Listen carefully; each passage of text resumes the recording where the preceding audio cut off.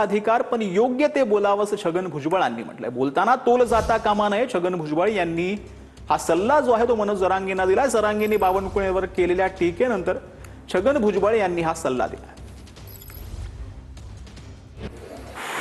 असं आहे की तुम्ही प्रश्न विचारतात आणि त्याच्यातच न्याय मिळत नाही म्हणून तुम्ही सांगून टाकता, तर तुमच्या एवढं हुशार मी नाही आहे।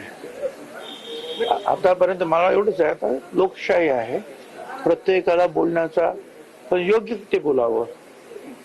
काय जे बोलताना सुद्धा तोल जाता कामा नये हा महत्वाचा मुद्दा आहे। आणि मग बाकीचं काय पुढे त्यांनी परमिशन मागितली आता ते पोलीस वगैरे पाहून घेतील। तर मुंबईमध्ये आंदोलनाच्या परवानगीसाठी जरांगे यांनी ओबीसी समाजाचंही पत्र पाहायला मिळते। आझाद मैदानावरील ओबीसी आंदोलनासाठी परवानगीचा अर्ज आधीच दाखल झाल्याचं मंगेश ससानेंनी म्हटलं। मनोज जरांगेंनीही 29 ऑगस्टला आझाद मैदानाची परवानगीची मागणी केल्यानंतर मंगेश ससाने यांनी ही माहिती दिलेली आहे। आझाद मैदानावरून पुन्हा एकदा ओबीसी मराठा वाद पेटण्याची शक्यता आहे। पहिल्या येणाऱ्याला पहिला प्राधान्यक्रम द्यावा, मंगेश ससाने यांनी ही मागणी केली। जिथे ओबीसी जाईल तिथंच ह्या जरांगेने यायचं।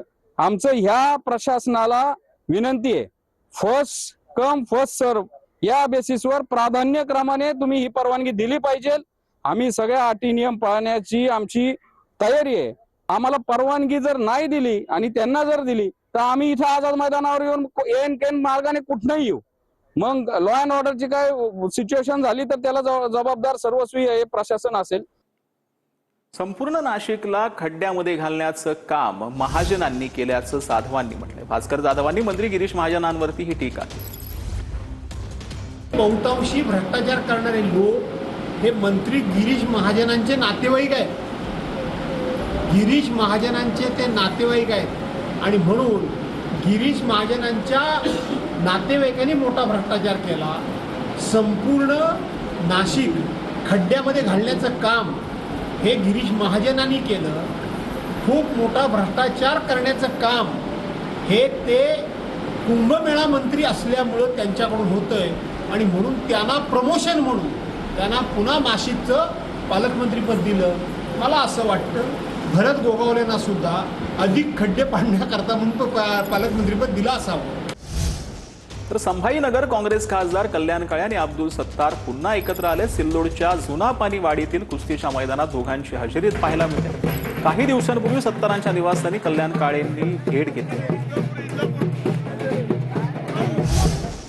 राहुल गांधींनी सावरकरांबद्दल वादग्रस्त वक्तव्य केल्याचं प्रकरण समोर आलेलं होतं। नथुराम गोडसे सावरकर यांच्यात कौटुंबिक नातं असल्याचं राहुल गांधींच्या वकिलांनी म्हटलं। राहुल गांधींचे वकील मिलिंद पवार यांनी कोर्टात युक्तिवाद केला। नथुराम गोडसे आरएसएसचा सक्रिय सदस्य होते असं राहुल गांधींच्या वकिलांनी म्हटलं। पुढील सुनावणी 1 सप्टेंबरला होणार असल्याची माहिती वकिलांनी दिली।